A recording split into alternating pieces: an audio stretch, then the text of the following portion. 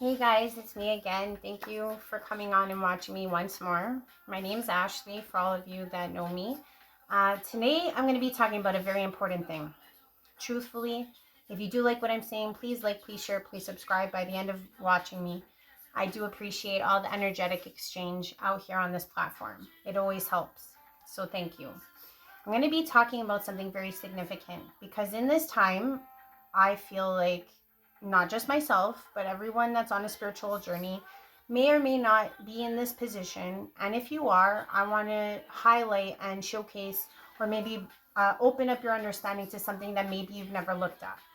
And what I want to talk about are these soul holding patterns that the enemy can use in order to transfix you into a state of mind that some would kind of deem worthy of the name, maybe like spiritual jail. Okay, let's put it that way. So sometimes in our lives, like I've said, if this is a play and it's our soul is the character that's playing itself out as a element of God's presence here, just like you are a version of me and I'm a version of you, etc. Now, how sometimes this can happen is, let's say, for example, you are someone who is very heartfelt. Maybe you're an empath, maybe you're starseed, maybe you're a chosen, maybe you're just someone on this spiritual journey, and you have to look at every moment of, especially at this time, because you have to understand that the enemy does not want us to ever elevate to our real soul's purpose. And the thing is that even when it comes to a soul's purpose, you never can believe, but this is a true situation because I've been in this spiritual jail, proverbial jail, many times in my spiritual journey, and I didn't even know it until I had the hindsight to really extrapolate what was going on. So I want to give you guys some scenarios that may help you to get out of these entrapments and forward your soul growth, because that will get you under the proverbial guise and or the strongholds of the enemy. So what I would say is one of the ways the enemy can actually put you into this stronghold is in a way of mistakes or supposed mistakes. Ones that you personally would seem would be a soul significant mistake. It tugs on your soul purpose. So how I can give you an example is, let's say, for example, I'll use mine, okay? When I was on my journey before, like I've said before, when I said no to God, the enemy right away knew that I was going to be in a guilted and smaller and diminutive version of self, because I internalized my forsaking of God into a guilt-ridden trigger. Okay? So this was one of the ways I was put into spiritual jail, and this can happen in many, many, many ways. Let's say, for example, you're somebody who maybe gave up on a child, or let's say, for example, you're somebody who may have given up on a partner or a person that maybe was laying wait of death, etc. These are very triggering soul situations that you feel like you made a proverbial mistake, like it's something that you feel guilt ridden about, because you know that your soul truly wishes you did something else. Okay, so in those moments when your soul cries out and wishes that you did another, like let's say for example in my case, my soul is screaming out to me, don't make this mistake and deny God. But because I did, I shifted into this guilt-ridden scenario in my mind that brought me into a stronghold that the enemy preserved me in for a long time. I got out of it at one point, and then I went back into it again because I didn't recognize the pattern. So what I want to say is that the enemy can use those guilt triggers against you. And it's basically to constrain you from your growth. Okay? Because let's say, for example, the enemy knows what your soul potential is. Let's just say, for example, the soul is supposed to be a certain character in this play, a very big character. Let's just say you're supposed to be like the first person to bring a multi-faceted food to the world. I'm just giving you an example. Like that's the epitome of your soul. Or maybe you'll be the big judge on the best cooking show ever, and that's your soul's epitome. That's the highest timeline that your soul can achieve. But let's say, for example, you're in a situation where you see that you may have let down your mother, let's say, when you were younger, and your mother worked really hard to put you through college, and it was for cooking school, right? And you quit because of, let's say, pressures from your friends, pressures from others, and you quit. Right there, you feel guilted because you feel guilt towards your mom for defying her and for not following through on the purpose that she was working so diligently and harshly to provide you. This is an example. Now, hear me out. So, in turn, you have two resolutions. Now, you as a person can take that guilt in and then internalize it and feel bad that you never made it to the status of what you were supposed to produce for your mother. Or you could pivot, right? And decide that you're going to then pay for your own schooling and still reach for your dream. These two scenarios have two different outcomes, okay?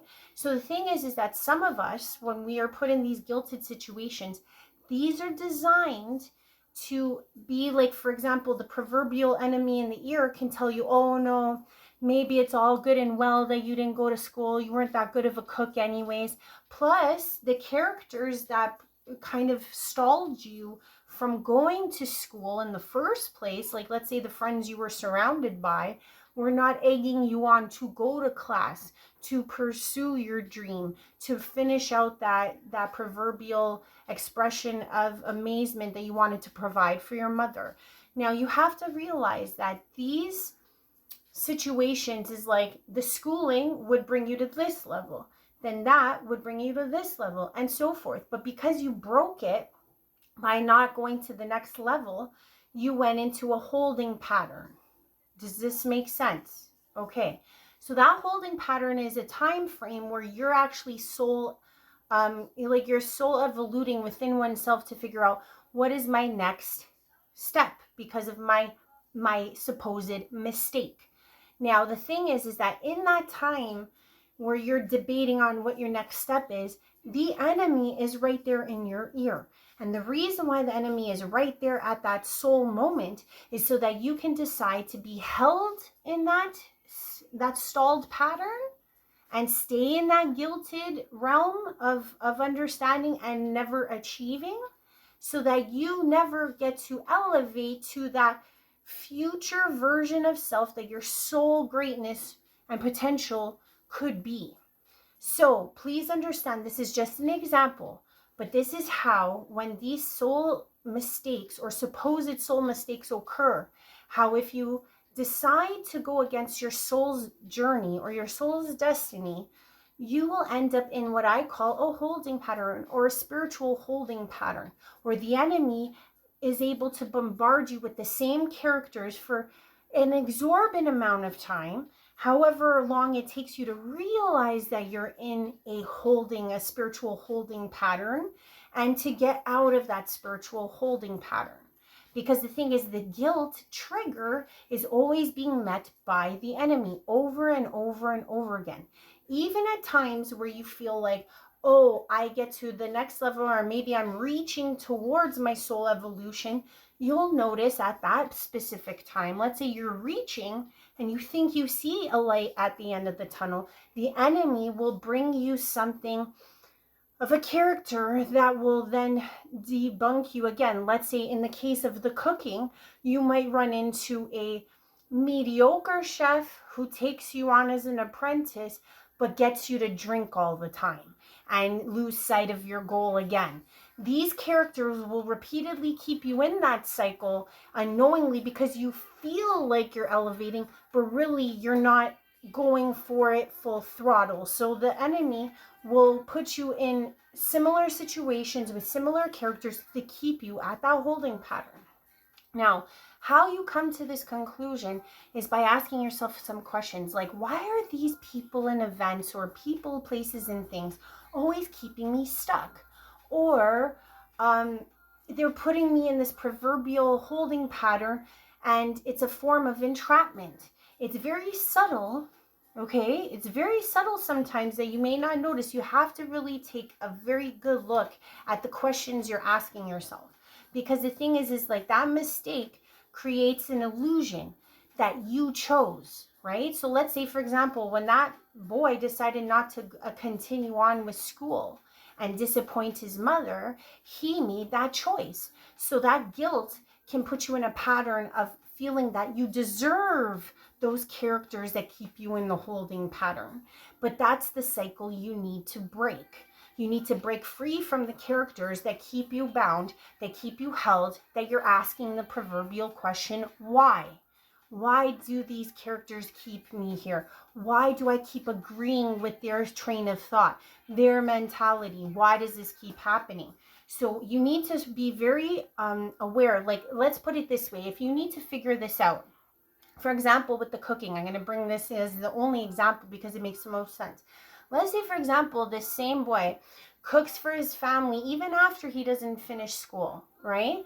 And he is still cooking for his family because the love is still there. His soul is still wanting to cook.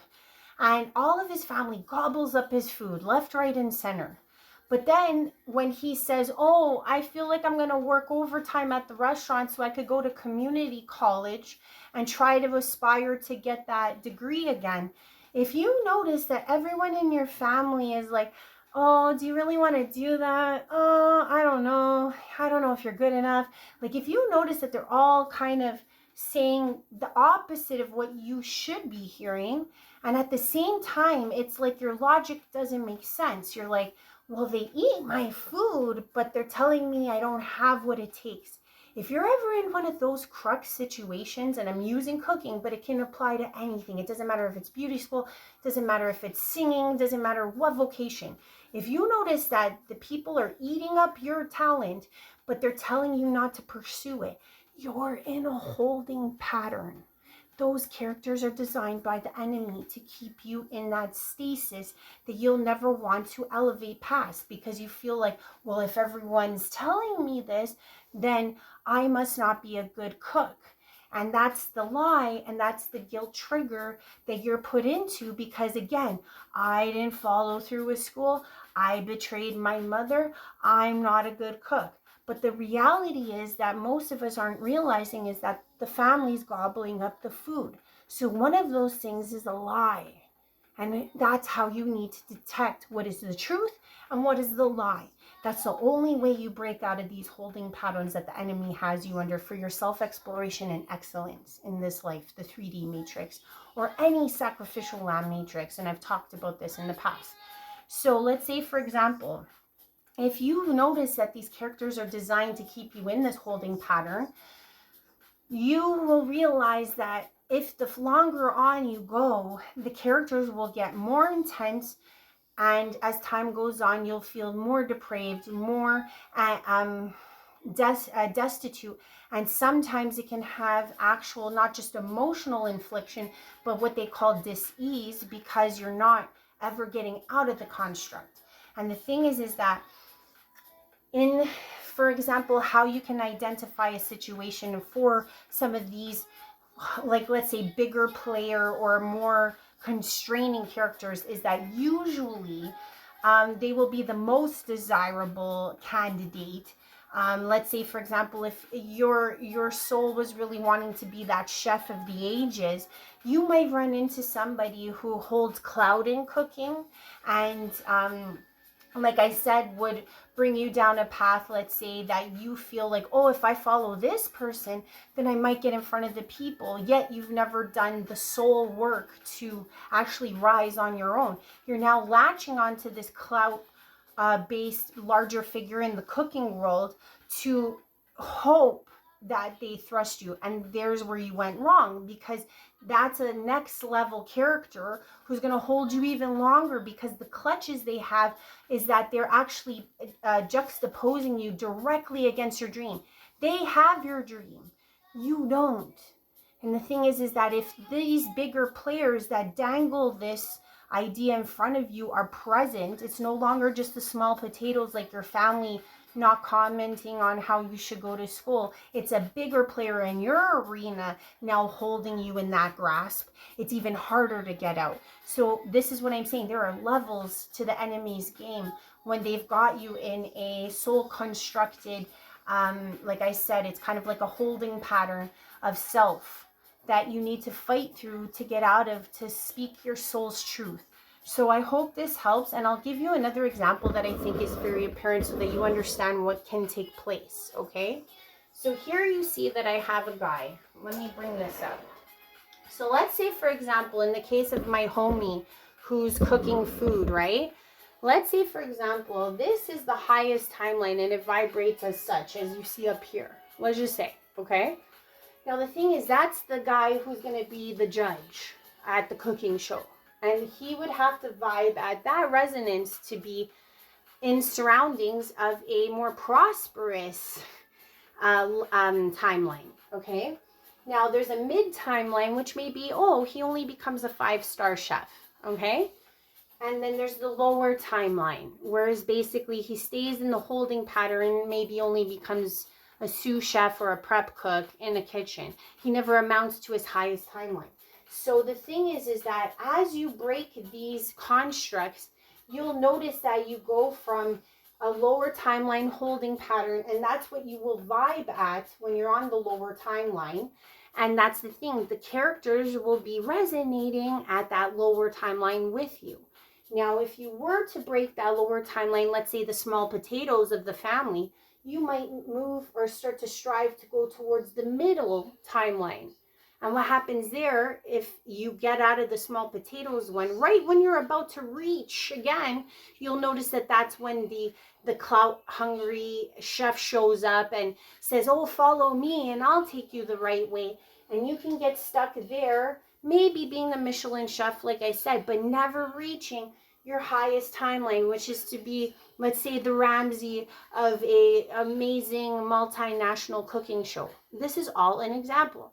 So the thing is that as you move through these constructs and break them one by one, your resonance raises because you're achieving yourself and soul's potential to its highest degree.